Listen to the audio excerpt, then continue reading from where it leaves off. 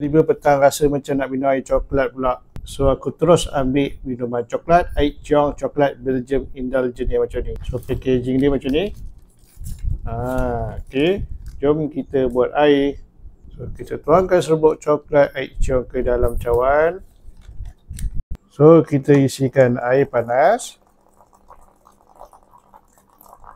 Kita kacau-kacau. Okey dah, jom kita minum. Okey, aku nak try rasa lah.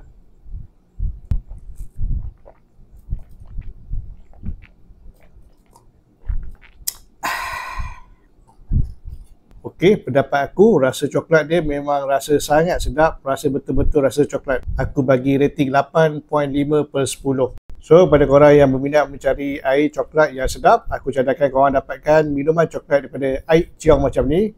Coklat Belgium Indulgent melalui link yang disediakan. Okey, bye.